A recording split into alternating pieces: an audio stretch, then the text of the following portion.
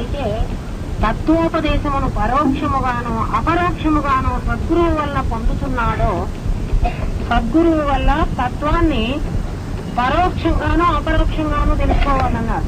పరోక్షంగా అంటే నాకంటే భిన్నంగా దేవుడు ఉన్నాడు అని, నాకంటే భిన్నంగా అంటే దేహం కంటే భిన్నంగా, అంటే దేహం లోపల ఈ దేహం కాకుండా ఉన్నటువంటి పరమాత్మ ఉన్నాడని తెలుసుకునేటువంటి జ్ఞానాన్ని పరోక్ష జ్ఞానం అంటారు. అంటే పంచకోశాలకు అతీతంగా పరమాత్మ ఉన్నాడు.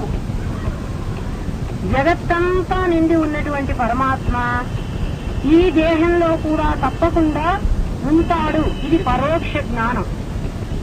అపరోక్ష అనుభూతి ఆ దేవుణ్ణి నేనే, అహం బ్రహ్మాస్మి అనేటువంటి ఆ పరమాత్మ స్వరూపుణ్ణి నేనే అనేటువంటి జ్ఞానాన్ని ఎవడైతే సద్గురువు అన్న తత్వోపదేశం పొందుతున్నాడో ఆ పురుషుడు అని ఎందుకుంటున్నారు? స్త్రీలు కదా.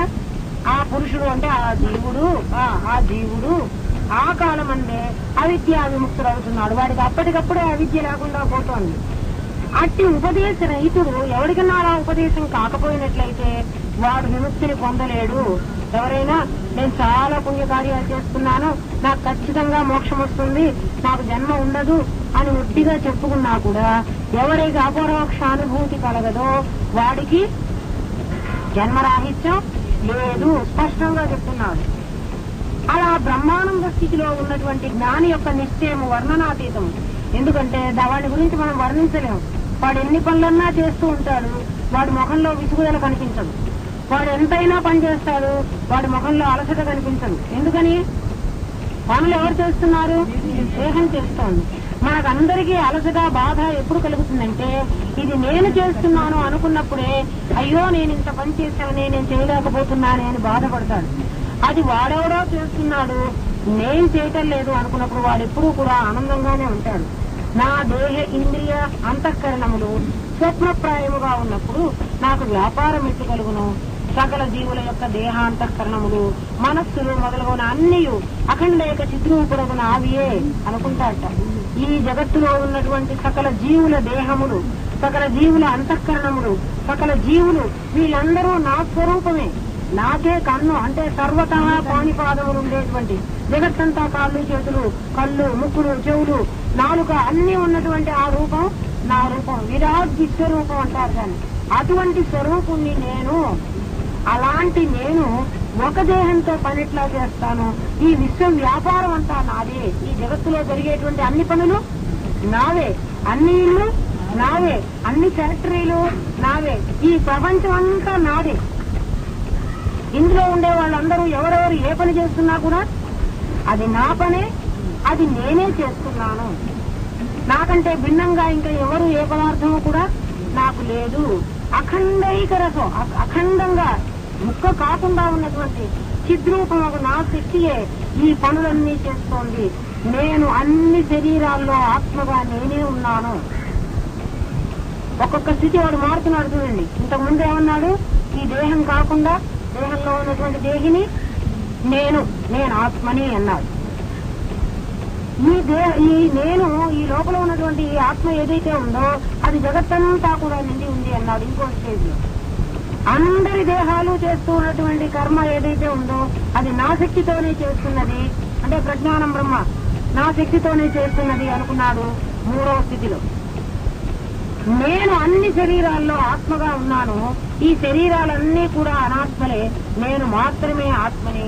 శరీరంలో కాకుండా బయట కూడా అంతర్బహిష్యత సర్వం వ్యాప్యం నారాయణ స్థిత. ఆ బయట లోపల ఉన్నటువంటి ఆ సచ్చిదానంద స్వరూపమైనటువంటి ఆత్మను నేనే. ఉన్నది నేనొక్కడే, ఇంకెవ్వరు లేడు, ఇంకో పదార్థమే లేదు అన్నటువంటి జ్ఞానం కలిగిన వాడికి వాడి పరిస్థితి, వాడి వ్యవహారము, వాడు చేసేటువంటి నిశ్చయము వర్ణనాతీతం. ఇలా ఉంటుంది అని వర్ణించడానికి వీలు లేదు. వాడు ఏం చేస్తే అది శాస్త్రం అన్నారు. సుఖ దుఃఖములు, శుభాశుభములు, పుణ్యపాపములు, శీతోష్ణములు ఇవన్నీ ద్వంద్వాలు చూడండి. సుఖము దుఃఖము, పుణ్యము పాపము, శుభము అశుభము, శీతలము ఉష్ణము, ఇలాంటివన్నీ కూడా దేహానికే కాని చిద్రూపంనైనా నాకు లేవు. నాకు సుఖం లేదు, నాకు దుఃఖం లేదు, నాకు పుణ్యం లేదు, నాకు పాపం లేదు, నాకు చలి లేదు, నాకు వేడి లేదు, నాకు జ్వరము లేదు, నాకు తావు లేదు. ఎవడైనా అయ్యో నాకు జ్వరం వచ్చింది అనుకోడు. జ్ఞాని అయినటువంటి వాడు దేహానికి వచ్చింది, దేహానికి సహజంగా వస్తుంది, వచ్చింది కాబట్టి అదే పోతుంది. పోకపోతే పోతే పోని, ఉంటే ఉండని, పోతే పోని. చిద్రూపుడే నేను, నాకు మాత్రం లేవు. సమాధిలో ఉన్నా సమాధిలో లేకపోయినా నేను సచ్చిదానంద స్వరూపమైన ఆత్మనే. అంతకుముందు మనం ఏమిటి, ఈ జగత్తు వ్యవహారం అంతా మర్చిపోవడానికి నేను సమాధిలోకి వెళ్ళాను. మనందరం అంతే కదమ్మా, ఒక క్షణం ధ్యానం చేసుకుని సమాధి పొందుతున్నాం. ఇప్పుడు ఏమంటున్నాడంటే నేను సమాధి పొందినా, నేను సమాధి పొందకపోయినా, అంటే ఇప్పుడు పొందకుండా ఉన్న ఈ స్థితిలో ఉన్నా నేను మాత్రం ఆత్మనే. సమాధి ఉన్నా లేకపోయినా పర్వాలేదు, దేహం ఏ పనైనా చేయగాక నేను మాత్రం ప్రశాంతిగా ఉన్నాను. మౌనమే నా స్థితి. నేను ఇంకా మాట్లాడటానికి లేదు, పలకడానికి లేదు. ఎందుకంటే నాకన్నా భిన్నంగా ఇంకోటి ఉంటే వాడికి చెప్పడం అనేది ఉంటుంది. నాకన్నా భిన్నంగా నాకు నేనే ఏం చెప్పుకుంటాను? ఎవడైనా నాకు నేనే చెప్పుకుంటానా? అయితే నాకు నేను వినేట్టుగా నేనే పాడుకుంటానా?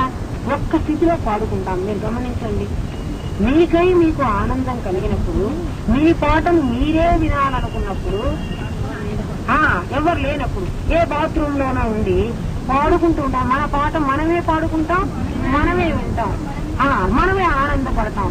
అట్లా చాలా బాగుంది అనుకుంటాం, నేను చాలా బాగా పాడానని కూడా అనుకుంటాం. అలాగే తనకన్నా భిన్నమైన ఇంకోటి లేకపోవటం వల్ల వాడు ఆనందాన్ని వాడు అనుభవించడానికి వాడే చెప్పుకుంటాడు, వాడే వింటాడు. ఇప్పుడు ఇంతే కదా, పాఠం చెప్పుకుంటున్నది వాడే, పాఠం వింటున్నది వాడే, ఆనందపడేది కూడా వాడే. మీరంటారు అదేంటమ్మా మీరు పాఠం చెబుతున్నారు, మేము వింటున్నాం కదా కదా. అసలు చెబుతున్నవాడు కూడా ఒక శక్తే చెబుతోంది.